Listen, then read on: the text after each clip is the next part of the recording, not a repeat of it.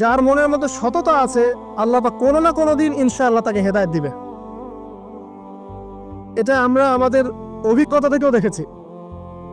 এমন অনেক মানুষকে আমরা দেখেছি যে ড্রাগ অ্যাডিক্টেড ছিল, মিউজিক করেছে,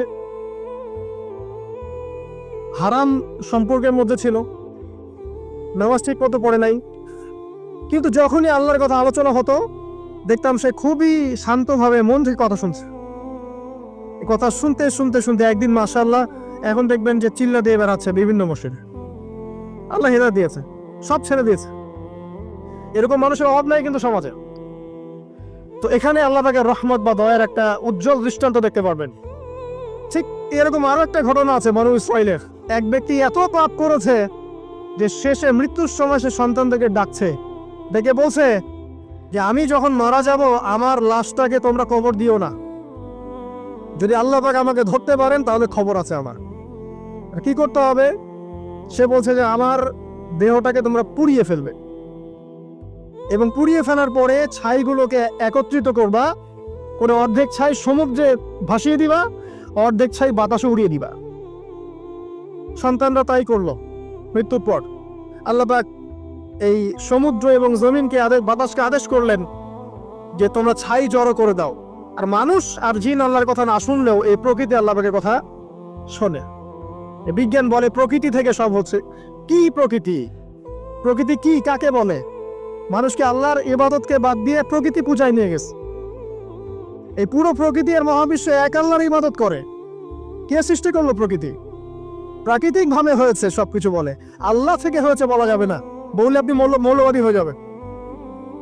আল্লাহ শব্দ ইউজ করলে আপনি মৌলবাদী হয়ে যাবে। ধর্মতাত্ত্বিক শব্দগুলোকে আস্তে আস্তে উঠিয়ে দেওয়া হয়েছে। দেখবেন যুক্তি, বিজ্ঞান, দার্শনিক শব্দগুলোকে আনা হয়েছে।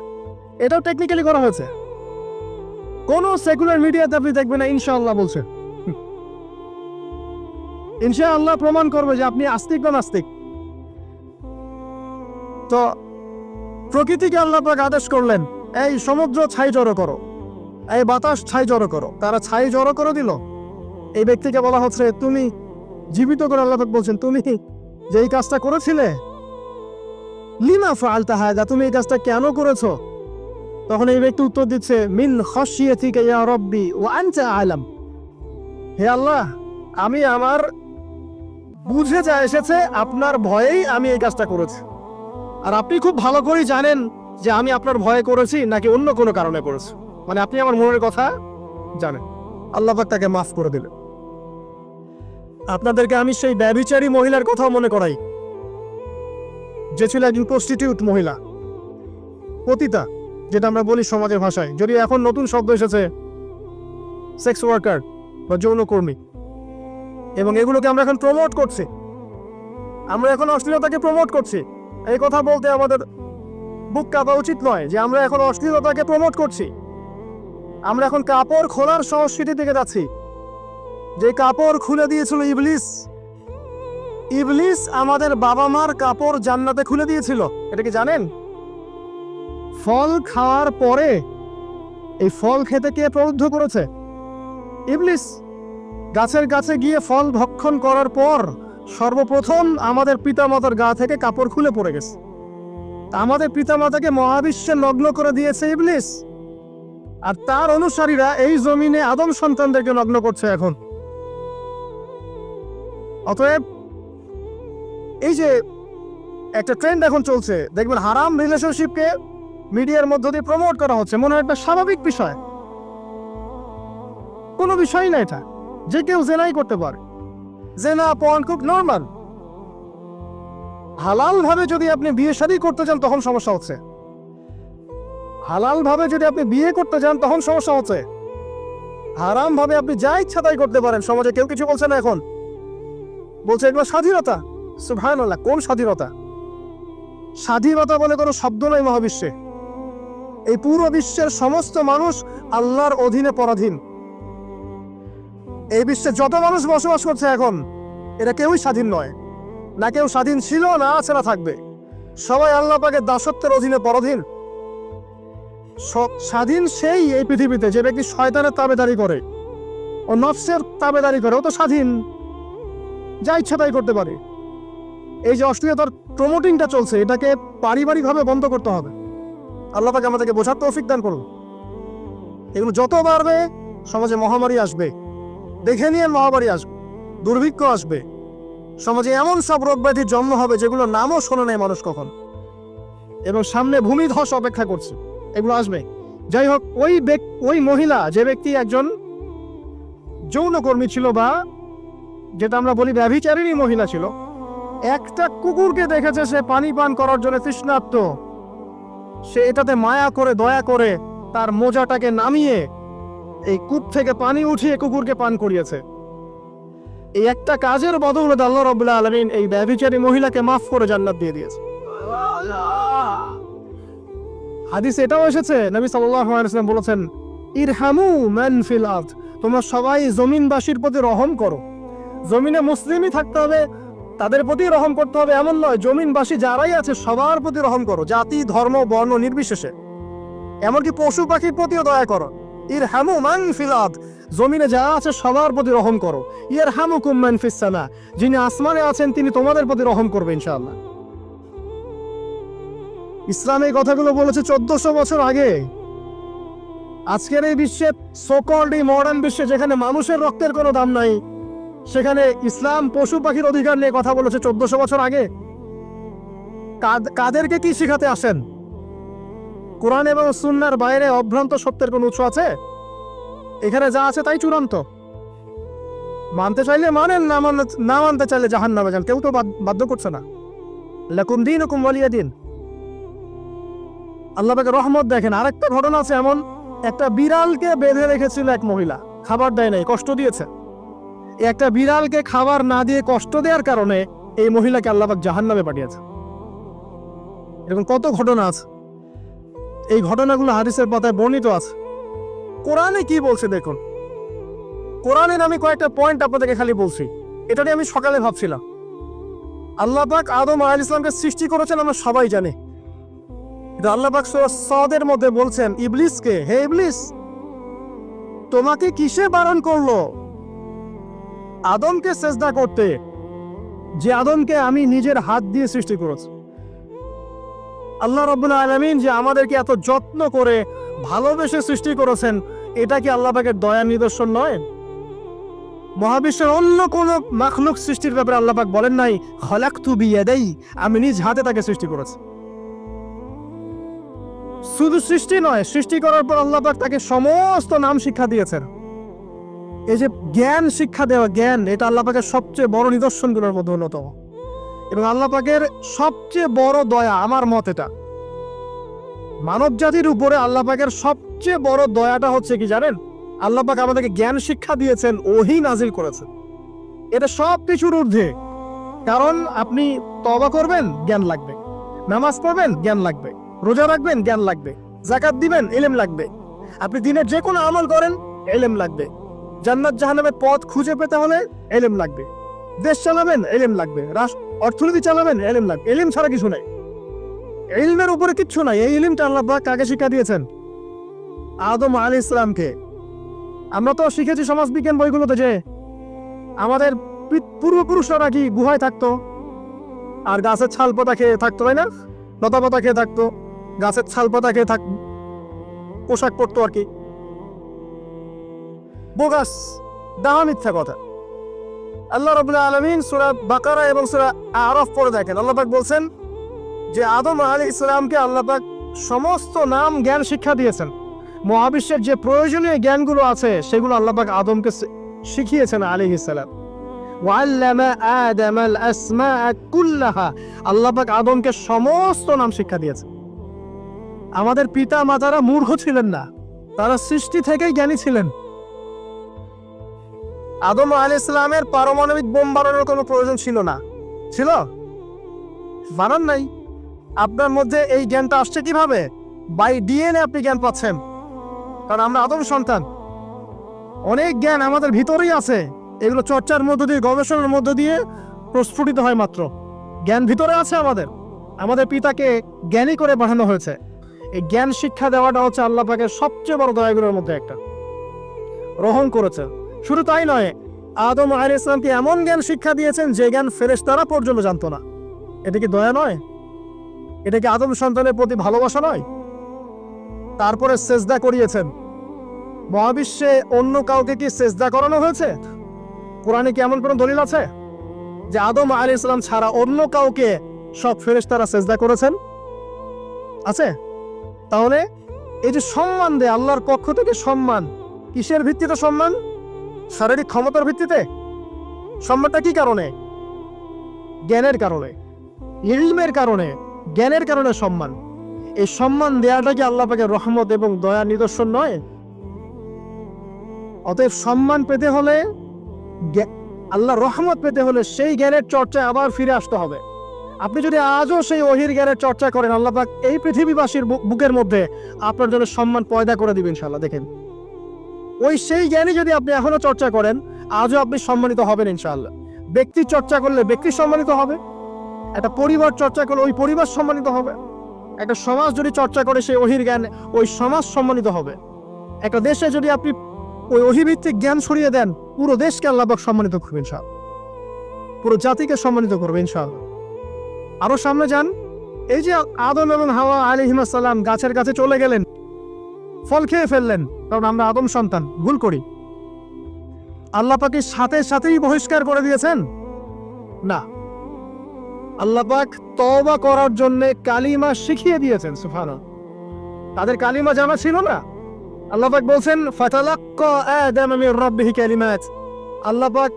আল্লাহ পাকের কাছ থেকে আদম আলাইহিস সালাম কিছু বাক্য শিখে নিলেন, যেই বাক্য দিয়ে ফাতাবা আলাই, সে আল্লাহর কাছে তওবা করলো। কোন সেই বাক্য? সূরা আরাফে আছে, রব্বানা যালামনা আনফুসানা ওয়া ইল্লাম তাগফির লানা ওয়া তারহামনা লানাকুনান্না মিনাল খাসিরিন। এই দোয়া কে শিখিয়ে দিয়েছে? আল্লাহ। এই তওবার বাক্য যে শিখিয়ে দেয়, এটা কি দয়ার পরিচয় নয়? আমরা আল্লাহর কাছে ফিরে যাব, তওবা করব, ইস্তেগফার করব, এই জ্ঞানটা শিখিয়ে দেয়া কি আল্লাহ পাকের দয়ার পরিচয় নয়? না, আমরা কিভাবে ক্ষমা চাইতাম? কিভাবে ক্ষমা চাইলে আল্লাহ পাক সমস্ত গুনাহ মাফ করবেন, এই পদ্ধতিগুলো বলে দেয়া কি আল্লাহ পাকের দয়ার পরিচয় নয়? তারপর সামনে যান, পৃথিবীতে নামিয়ে দিয়ে আল্লাহ পাক ক্ষান্ত হয়ে যাননি। আল্লাহ রাব্বুল আলামিন আসমান থেকে হেদায়েতের গ্রন্থ পাঠিয়েছেন, বলেছেন এই গ্রন্থের মধ্যে যা আছে মেনে চললে তোমরা আবার জান্নাতে ফিরে আসবে ইনশাআল্লাহ। আল্লাহ পাক আদম এবং হাওয়া আলাইহিস সালাম এবং আদম সন্তান সবাইকেই সৃষ্টি করেছেন, উদ্দেশ্য হচ্ছে আল্লাহ পাক আমাদেরকে জান্নাত দিতে চান। আল্লাহ পাক চান যে আমরা যেন জান্নাতে যাই। যদি আমরা জান্নাতে যেতে না পারি পরকালে, একটা কারণে যেতে পারবো না, অনলি একটা কারণ, সেটা হলো আমাদের নিজের দোষে। একটা কারণ, যারা জাহান্নামে যাবে মানুষ এবং জিনদের মধ্যে, নিঃসন্দেহে মহাবিশ্বে তারা ছাড়া জাহান্নামে যাওয়ার উপযুক্ত কেউ ছিল না। ও জাহান্নামে যাওয়ার উপযুক্ত ছিল বলেই আল্লাহ পাক তাকে জাহান্নামে পাঠাবেন। আর যারাই জান্নাতে যাবে প্রত্যেকেই শুধু আমলের বদৌলতে যাবে না, বরং আল্লাহ পাকের রহমতেই যাবে। আল্লাহ পাকের রহমত যাদের উপরে বর্ষিত হবে তারাই জান্নাতে যাবে ইনশাআল্লাহ। কে আমল দিয়ে যেতে পারবে না। যত আমলই করি বলা যাবে না এই আমলের বদৌলতে জান্নাতে যেতে পারবো। আল্লাহ পাক দয়া না করলে হবে না। আল্লাহ পাক চান যে আদম সন্তান যেন জান্নাতেই যায়। এই কারণেই সৃষ্টি করা, এই কারণেই আপনার ওহীভিত্তিক গ্রন্থগুলো পাঠানো, এই কারণে নবী রাসূল পাঠানো, আলেম ওলামা সৃষ্টি করা, মানুষকে সতর্ক করা, হায়াত দেয়া, বারংবার জীবনে চলতে ফিরতে আপনাকে এলান করা হয় আল্লাহর পথে ফিরে আসেন, আল্লাহর পথে ফিরে আসেন। এলান করা হয় না? বিপদ দিয়ে আপনাকে এলান করা হয় আল্লাহর পক্ষ থেকে। আপনি চলতে পথে হোঁচট খান, আল্লাহ আপনাকে অ্যালার্ম দেন, ফিরে আসো। চলছেন বিপথে, আল্লাহ পাক অ্যালার্ম দেন, ফিরে আসো। আল্লাহ পাকের পক্ষ থেকে কিন্তু এগুলো আসে। অদ্ভুত একটা হাদিস বললাম, অদ্ভুত বলতে বলছি অ্যামেজিং হাদিস, যে একজন সাহাবী বলছেন, সালমান রাদিয়াল্লাহু আনহু, তিনি বলছেন যে যখন মুমিনের উপর বিপদ আপদ বালা মুসিবত আসে, তখন মুমিনের এই বিপদ আপদ বালা মুসিবত রোগ শোকের বদৌলতে আল্লাহ পাক তার গুনাহগুলোকে মাফ করে দেন এবং তার মর্যাদাকে বাড়িয়ে দেন, এবং সে আল্লাহর দিকে ফিরে আসার অনুশোচনা করার সুযোগ পায়। আর যখন কাফের মুশরিক বা ফাসিক মানুষকে এইসব রোগ ব্যাধি বিপদ আপদ বালা মুসিবত ঘিরে ধরে, তার দৃষ্টান্ত সেই উটের ন্যায় যে উটটাকে তার মালিক বেঁধে রেখেছে, এরপর ছেড়ে দিয়েছে। সে উটটা বুঝতে পারলো না কেন তার মালিক তাকে বেঁধে রাখলো আর কেনই বা তাকে ছেড়ে দিল। কথাটা কি বুঝতে পারছেন? যারা আল্লাহ দ্রোহী তাদের উপর যখন বিপদ আপদ বালা মুসিবত আসতে থাকে তারা বুঝে না যে কি জন্য আসলো আর কেন চলে গেল। কিন্তু মুমিন ব্যক্তি যারা মুসলিম আল্লাহর অনুগত তাদের বিষয়টা হচ্ছে এমন বিপদ আপদ বালা মুসিবত রোগ ব্যাধি তাদেরকে আল্লাহর দিকে ফিরিয়ে নিয়ে আসবে ইনশাআল্লাহ। দেখুন এই যে পৃথিবীতে নামিয়ে দেয়া, এরপর আল্লাহর পক্ষ থেকে ঐশী গ্রন্থগুলো পাঠানো, নবী রাসূল পাঠানো, আলেম ওলামা পাঠানো, আপনাকে হায়াত দেয়া, আপনাকে রিজিক দেয়া, এই শ্বাস নেওয়ার ক্ষমতা দেয়া, আপনাকে জ্ঞান বুদ্ধি দেয়া, বিবেক দেয়া, যে আমি তার পাশে লাউ গাছ উৎপন্ন করলাম। কোন গাছ? খেতে পারেন এর শাক এবং এই যে ফল, এটার মধ্যে নিঃসন্দেহে এমন এমন কিছু উপাদান আছে যেটা হয়তো আমরা জানিও না, আবিষ্কার করা হয়নি। তিনি সুস্থ হয়ে গেলেন আলহামদুলিল্লাহ। কোথায় যাবেন? যে কোনো জায়গায় যান। নবী ঈসা আলাইহিস সালামকে চতুর্দিক থেকে আক্রমণ করছে ইহুদিরা। আল্লাহ রাব্বুল আলামিন তাকে এমন হেফাজত করলেন, তার কাছে তাকে উঠিয়ে নিলেন। এটা কি দয়ার পরিচয় নয়? এই যে একটু আগে তেলাওয়াত করলো শুরুর আগে নবী মূসা আলাইহিস সালামের ঘটনা। বনু ইসরাইল একটার পর একটা অবাধ্যতা করেই গেছে। আল্লাহ পাক তারপরেও তাদের কাছে নবী পাঠিয়েছেন, নবী মূসাকে পাঠিয়েছেন। ফেরাউনের মতো জালেম শাসকের হাত থেকে বনু ইসরাইলকে আল্লাহ পাক উদ্ধার করেছেন। এটা কি দয়ার পরিচয় নয়? নবী মূসা আলাইহিস সালাম গাছের নিচে বসে আছেন, খাবার নাই, বাসস্থান নাই, কিচ্ছু নাই, বরং তার গায়ে একটা অপবাদ দেওয়া হয়েছে যে তিনি নাকি একজন মানুষকে খুন করেছেন। অথচ তার ইন্টেনশন সেটা ছিল না। তিনি একটা ঘুষি দিয়েছেন লড়াই থামানোর জন্য, ওই এক ঘুষিতেই সেই ব্যক্তি ডেড। এবার তিনি গাছের নিচে বসে দোয়া করছেন, রব্বি ইন্নী লিমা আনজালতা ইলাইয়া মিন খায়রিন ফাকির। আল্লাহ, আমি নিঃস্ব অসহায় হয়ে এখানে বসে আছি, তুমি আমার উপর তোমার যে রহমত পাঠাবে আমি তার ভিখারি হয়ে বসে আছি। দোয়া করার সাথে সাথেই ওই শুআয়ব আলাইহিস সালামের মেয়ে হেঁটে হেঁটে চলে আসলো। তিনি স্ত্রী পেলেন, তিনি শ্বশুর পেলেন, একজন নবী পরিবার পেলেন, বাসস্থান পেলেন, চাকরি পর্যন্ত পেলেন। 8 বছর তিনি রাখালি করেছেন শুআয়ব আলাইহিস সালামের ফার্মের মধ্যে। দয়া মুহূর্তেই চলে আসবে, শুধু আল্লাহর দিকে অভিমুখী হলেই হয়। এবার দয়া। আইয়ুব আলাইহিস সালামের কথা মনে আছে না? দীর্ঘদিন রোগে ভুগছেন, চিকিৎসা হচ্ছে না, ভালো হচ্ছে না, শেফা হচ্ছে না। এখানে যারা আধ্যাত্মিকত্ব নিয়ে পড়াশোনা করেন, লেখালেখি করেন, তারা বলেছেন তাদের কিছু কিতাবের মধ্যে, রোগটা যখন এমন একটা পর্যায়ে চলে আসলো যে তিনি জিহ্বাটা নড়াতে পারছেন না, কারণ তিনি আল্লাহ পাকের জিকির করতে প্রচন্ড ভালোবাসতেন। এক পর্যায়ে রোগটা এমন একটা জায়গায় চলে আসলো যে জিহ্বাটা তিনি নড়াতে কষ্ট হচ্ছে। তখন গিয়ে তিনি বলছেন, রব্বি আন্নী মাসসানি আদ-দুররু ওয়া আনতা আরহামুর রাহিমিন। হে আল্লাহ, আমাকে কষ্ট স্পর্শ করেছে, আর তুমি তো ক্ষমাকারী এবং রহমকারীদের মধ্যে সর্বশ্রেষ্ঠ রহমকারী। আমি জিকির করতে পর্যন্ত পারছি না, আল্লাহ আমার রোগটা শেফা দিয়ে দাও। বলার সাথে সাথে আল্লাহ রাব্বুল আলামিন প্রস্রবণ ঝর্ণা তৈরি করলেন, এখানে গোসল করো, শেফা হয়ে গেল। এগুলো কি রহমতের পরিচয় নয়?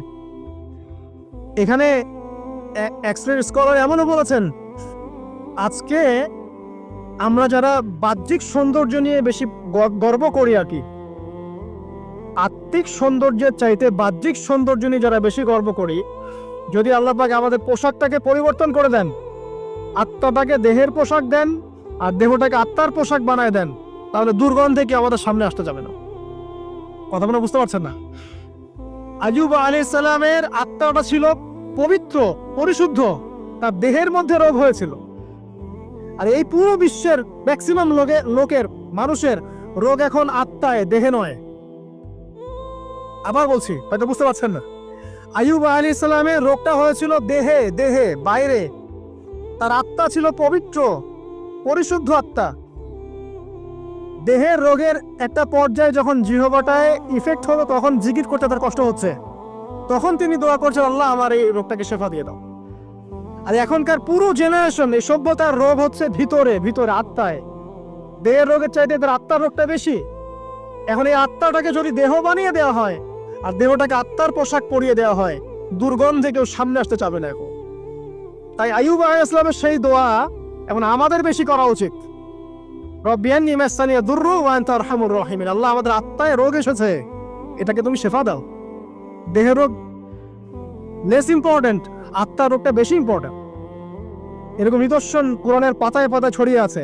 আসহাবুল কাহফ, পুরো সমাজ ওদেরকে মেনে নিচ্ছে না, গুহায় চলে গেলেন, ঘুম পাড়িয়ে দিলেন আল্লাহ পাক। 309 বছর, কত বছর? 309 বছর একটা দোয়ার বদৌলতে। তারা বলেছিল রব্বানা আতিনা মিন লাদুনকা রাহমা ওয়া হাইয়্যি লানা মিন আমরিনা রাশাদা। আল্লাহ পাক শুধু ঘুম পাড়িয়ে রাখলেন না, তাদের মধ্য দিয়ে আল্লাহ পাক পুরো একটা সভ্যতাকে হেদায়েত করে দিলেন। আলহামদুলিল্লাহ। যে সভ্যতা বিশ্বাস করতো না যে পরকাল বলে কিছু আছে, দাকিয়ানুস বাদশার সেই জুলুম থেকে আল্লাহ পাক এই 10 জন বা 9 জন যুবককে বাঁচালেন, ওদেরকে কিয়ামত পর্যন্ত কোরআনের পাতায় স্থান দিলেন, নিদর্শন বানালেন এবং তাদের মধ্য দিয়ে একটা পুরো সভ্যতাকে হেদায়েত দিলেন। সুবহানাল্লাহ। যেখানে যাবেন এই নিদর্শন। আর কার কথা বলবো? জুলকারনাইন, মনে আছে? কোন সূরা আছে জুলকারনাইনের কথা? সূরা কাহফ। আল্লাহ পাক তাকে এমন রহমত করেছিলেন যে মাশরিক মাগরিব মানে পূর্ব পশ্চিম পর্যন্ত তাকে রাজত্ব দিয়ে দিয়েছে। আজকে তো আমরা এই সামান্য একটু ক্ষমতা পেলেই আমাদের কেউ চেনে না, গায়ে হাতই দেওয়া যায় না, ঠিক আছে? মানে তখন সে নিজেকে মনে করে যে সে এই পৃথিবীর সবকিছু, বাকি মানুষ আর মানুষ না। ক্ষণস্থায়ী সামান্য একটু ক্ষমতা দিয়ে দেখবেন আমাদের অবস্থা খারাপ। প্রত্যেকের ধর্মতাত্ত্বিক ক্ষেত্রেও যদি কাউকে আপনি একটু ক্ষমতাধর আলেম মনে করেন, দেখবেন অহংকারে বাঁচতেছে না। কারো একটু পপুলারিটি হয়ে গেছে, দেখবেন অহংকারে বাঁচতেছে না। আইওয়াস শোডাউনের জামানত এটা, যে যত পারে মানুষকে দেখাতে পারলে বাঁচে। কাজ হবে 5%, 95% হচ্ছে আইওয়াস। যে কোনো জায়গায়, ধর্মতাত্ত্বিক জায়গা বলেন, social, economical, political, world affairs, কাউকে যদি আল্লাহ পাক যাররা পরিমাণ একটু ক্ষমতা দিয়ে দিয়েছেন, বাস তাকে আর চেনা যায় না। জুলকারনাইনকে আল্লাহ পাক আলাইহিস সালাম মাশরিক মাগরিবের ক্ষমতা দিয়েছে। এত দাপট ছিল তার, যেদিকে সেনাবাহিনী নিয়ে যেতেন সেদিকে বিজয় করতে পারতেন। পড়ে দেখেন। আর এই ব্যক্তি কিন্তু আলেকজান্ডার দ্য গ্রেট নয়। পশ্চিমারা এখানে আবার একটা ষড়যন্ত্র করেছে। তারা বলে এই ব্যক্তি ছিল আলেকজান্ডার দ্য গ্রেট। এটা ভুয়া কথা। তিনি একজন আল্লাহ পাকের বড় ওলি ছিলেন অথবা নবী ছিলেন। কি ছিলেন আল্লাহ পাক এটা কোরআনে বলেননি, স্পষ্ট করেন নাই। তা আমরা ধরে নিচ্ছি আল্লাহ পাকের তিনি একজন শুকরগুজার বান্দা ছিলেন। তাকে একটা কওম বলছে যারা পাহাড়ের মাঝখানে থাকতো, ইয়া জুলকারনাইন, হে জুলকারনাইন, ইন্না ইয়াজুজ ওয়া মায়াজুজ মুফসিদুনা ফিল আরদ। ইয়াজুজ আর মায়াজুজ এর সভ্যতা জমিনে ফাসাদ সৃষ্টি করছে। ফাহাল নাজআলু লাকা খারাজান আলা আন তাজআলা বাইনানা ওয়া বাইনাহুম সাদ্দা। আমরা কি তোমাকে একটু ট্যাক্স দিব, খাজনা দিব, যে খাজনার বদলতে তুমি একটা প্রাচীর নির্মাণ করে দিবে, যে প্রাচীর নির্মাণ করলে ওরা আর আমাদের কাছে আসতে পারবে না। তখন এই প্রতাপশালী বাদশার স্টেটমেন্ট হচ্ছে এই, ক্বালা মা মাক্কান্নি ফীহি রাব্বি খায়র। আল্লাহ আমাকে যা দিয়েছেন তার পক্ষ থেকে এটা যথেষ্ট, তোমাদের এসব ট্যাক্সের দরকার নেই আমার। যে আল্লাহ পাকের রহমত দেখেন। ঠিক খিজির আলাইহিস সালামকে দেখবেন, ওই 3টা ঘটনা মনে আছে না? নৌকা ফুটা করা, বাচ্চাকে হত্যা করা, আর হচ্ছে কি ওই যে কি দেয়াল নির্মাণ করা। সূরা কাহফ আজকে বাসায় গিয়ে পড়েন। তাকে আল্লাহ পাক ভবিষ্যতের জ্ঞান দেখাচ্ছেন, ভবিষ্যতে কি হবে, যে জ্ঞানটা মূসা আলাইহিস সালামকে আল্লাহ পাক দেখাচ্ছেন না। মূসা আলাইহিস সালাম বলছেন কেন নৌকা ফুটা করলেন, কেন বাচ্চাকে হত্যা করলেন, কেন এই প্রাচীর নির্মাণ করলেন। আর খিজির আলাইহিস সালাম বলছেন যে জ্ঞান আল্লাহ তোমাকে দেন নাই তা আল্লাহ পাক আমাকে দিয়েছেন। আমি এই কারণে নৌকা ফুটা করছি, কারণ নৌকা ফুটা না করলে ভবিষ্যতে এই নৌকাটা সিজ করা হবে, ছিনতাই করা হবে। বাচ্চাটাকে হত্যা করেছে এই কারণে, এই বাচ্চা বড় হলে বড় কাফের হতো। দেয়াল নির্মাণ করেছে এই কারণে, এই দেয়ালের নিচে এই বাচ্চাদের এতিম 2 বাচ্চার গুপ্তধন রাখা আছে, ওর বাবা মা রেখেছে। এটা তুমি জানো না, আমি জানি। এটা জানার পরে তিনি অহংকার করছেন না, তিনি বলছেন রাহমাতাম মির রাব্বি, এই জিনিসটা আমার রবের রহমত, আমার প্রতি দয়া। 2 শ্রেণীর মানুষ আপনি পাবেন। এক, যারা তাদের স্ট্যাটাস, প্রতিপত্তি, জ্ঞান এসবের অহংকার প্রদর্শন করবে। আর এক শ্রেণী যারা এগুলো আছে, যাদের এগুলো আছে, বাট তারা বলবে এগুলো হাযা মিন ফাদলি রাব্বি, এগুলো আমার রবের রহমত। এখানে সফল 2য় শ্রেণীর মানুষ, 1ম শ্রেণীর নয়। ইউসুফের কথা মনে আছে? আলাইহিস সালাম কুয়ায় ছিলেন, কুয়া থেকে জেলে, কুয়া থেকে রাজপ্রাসাদে, সেখান থেকে জেলখানায়। জেলখানার একটা মানুষ যে পরবর্তীতে মিশরের শাসক হবে, কেউ কি ভেবেছিল? কেউ ভেবেছিল? ওই সময় কেউই ভাবে নাই। কিন্তু ওই মানুষটাকে আল্লাহ রাব্বুল আলামিন মিশরের রাজত্ব দিয়েছেন, যার মধ্য দিয়ে আল্লাহ পাক হাজার হাজার লক্ষ লক্ষ মানুষকে দুর্ভিক্ষের হাত থেকে বাঁচিয়েছে। আল্লাহ পাকের পরিকল্পনা, রহমত দেখেন। প্রত্যেক আম্বিয়া কেরামের জীবনী পড়ে দেখেন, এরকম রহমতের অসংখ্য নিদর্শন কোরআনে এবং হাদিসে আছে। এখন শেষ করার আগে এটা বলতে থাকলে অনেক সময় চলে যাবে, আসলে নামাজের সময় চলে যাবে, আমরা শেষ করছি। আমরা আসলে এখন যদি আল্লাহর রহমত পেতে চাই এবং আমাদের জীবনটাকে আল্লাহ পাকের আনুগত্যে, দাসত্বে, অহংকার মুক্তভাবে তওবা ইস্তেগফারের মধ্যে দিয়ে কাটাতে চাই, তাহলে আসলে কি কি পয়েন্টস আমাদের কাজ করা দরকার, জাস্ট পয়েন্টসগুলো বলছে। 1 নম্বর হচ্ছে জ্ঞান অর্জন করতে হবে। যে জ্ঞান আল্লাহ পাক আদম আলাইহিস সালামকে শিখিয়েছেন, ওই জ্ঞান চর্চা যদি আমরা বাড়াই, কোরআন সুন্নাহ ওহির জ্ঞানের চর্চা যদি আপনারা বাড়াই, ইনশাআল্লাহ ঠিক আছে, লাগবে না 15 মিনিট, আমি 5 মিনিট শেষ করছি। ওহির জ্ঞানের চর্চা যদি আমরা বাড়িয়ে দেই, দেখবেন ইনশাআল্লাহ আল্লাহ পাক আপনার সম্মান, আপনার রিজিক, আপনার প্রতি করুণা, দয়া, মায়া, মহব্বত সব বাড়িয়ে দিবেন ইনশাআল্লাহ। এটা প্রথম পয়েন্ট।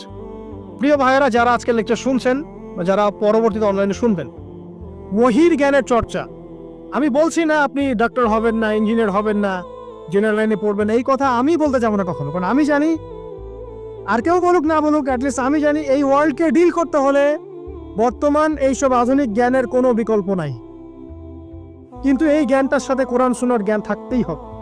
যেমন এই দুইটা জ্ঞান একত্রিত হবে, ইনশাল্লাহ এই জাতিকে ঠেকানোর কেউ থাকবে না ইনশাল্লাহ।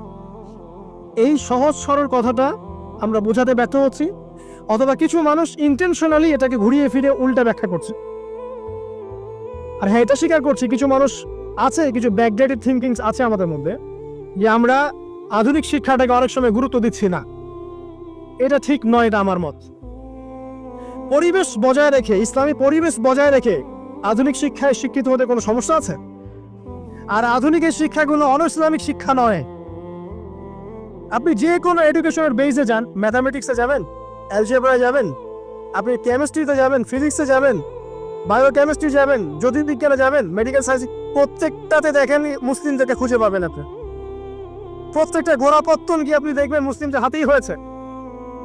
আব্বাসীয় খেলাফত যখন ছিল, তখন এই বাগদাদ ছিল জ্ঞানের রাজধানী। ওইরকম লাইব্রেরি কি বিশ্বের কখনো হয়েছে? এখন আমরা মনে করছি জ্ঞানের লাইব্রেরি মনে হয়, জ্ঞানের রাজধানী মনে হয় ব্রিটেন, হার্ভার্ড, কেমব্রিজ, অক্সফোর্ড। এরা কবে এসেছে ইতিহাসে? ইতিহাস কি 100 বছরের? হাজার হাজার বছর চলে গেছে। হিস্ট্রি পড়েন। এখানে আমার কথা হচ্ছে একদম ক্লিয়ার, নিট অ্যান্ড ক্লিয়ার, যে আমাদেরকে উভয় দিকের জ্ঞানই অর্জন করতে হবে, বোধ কোরআন সুন্নাহ এবং আধুনিক জ্ঞান। এই দুটো জ্ঞান যখন আপনি একত্রিত করবেন, ইনশাআল্লাহ দেখবেন আল্লাহ চাইতো কোরআন এবং সুন্নাহকে হাতে নিয়ে এই বিশ্বের চ্যালেঞ্জগুলোকে ফেস করা যাবে ইনশাআল্লাহ। আল্লাহ পাক তৌফিক দান করুন, আমিন।